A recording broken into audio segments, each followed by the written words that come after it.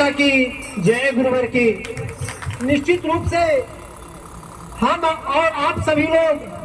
परम सौभाग्यशाली हैं जो कि इस महाआरती में सम्मिलित होने का सौभाग्य प्राप्त हुआ, क्योंकि गुरुवर ने कहा कि जो ब्रह्म मुहूर्त में पंच ज्योति शक्ति तीर्थ सिद्धाश्रम धाम में महाआरती का क्रम होता है, वह दिव्य मासिक महाआरती में हमें अपने जिले में वह प्राप्त हो जाता है। तो निश्चित रूप से हम परम सौभाग्यशाली हैं, क्योंकि गुरुवर ने कहा कि जो मैं भगवती मानव कल्याण संगठन तो गठन किया हूँ कि समाज नशा मुक्त हो सके, मांसाहार से मुक्त हो सके, एक चरित्रवानों का जीवन जीते हुए माँ की साधना का क्रम कर सके। जैसे हमारे अभी भार्गव जी ने बताया, बहुत सारी चीजें गुरुवर के बारे में बताने के लिए हैं जो कि बहुत समय भी कम मिलेगा। मैं संक्षिप्त रूप में बताना चाहता हूं, क्योंकि गुरुवर से 2006 से भी मैं यात्रा कर रहा हूं। गुरुवर ने कहा कि आपको कहीं भी भटकने की जरूरत नहीं है, क्योंकि गुरुवर ने कहा कि आप अपने जीवन में परिवर्तन डालने का प्रयास करें, अपने घर में परिवर्तन डालने का प्रयास करें। आप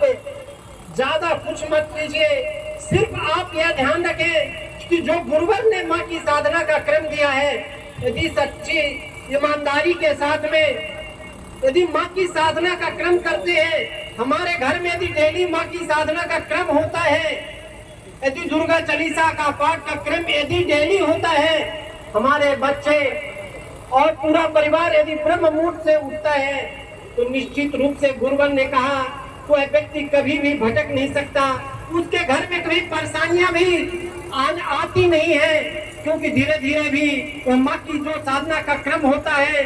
जब माँ की साधना का क्रम आपके घर में जब डेली संपन्न होता है, तो गुरुवर की निश्चित रूप से चेतना तरंगे आपके घर में आती हैं। गुरुवर ने कहा जहाँ मेरी चेतना तरंगे आती है, वहाँ चिंतन मेरा हर पल जुड़ा रहता है। तो प्रयास हमें यही करना है कि माँ की साधना हमें डेली करना है, गुरुवर की बताई हुई विचारधारा को मानना है, इसी में ही सारा सार समाहित है।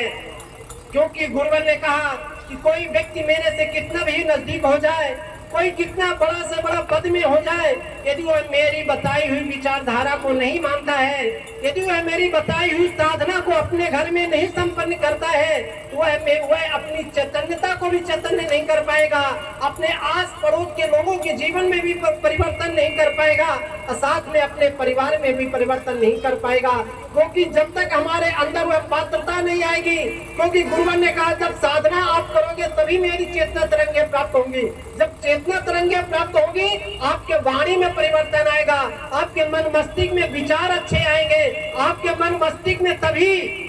गुरुवर के बारे में चिंतन को आप आकर्षित कर पाएंगे, जब आप अपने आस पड़ोस मोहल्ले अपने ऑफिस में जहां भी आप जॉब करते हैं, सर्विस करते हैं, तभी आप परिवर्तन डाल सकते हैं। तो हमें सबसे पहले अपने आप में परिवर्तन डालना है, अपने बच्चों के जीवन में परिवर्तन डालना है, और इसी प्रकार से जब आप करेंगे तो आपकी समस्याएं धीरे धीरे दूर होती चली जाएंगी। इसी क्रम के साथ सभी लोगों से जय माता की, जय गुरुवर की।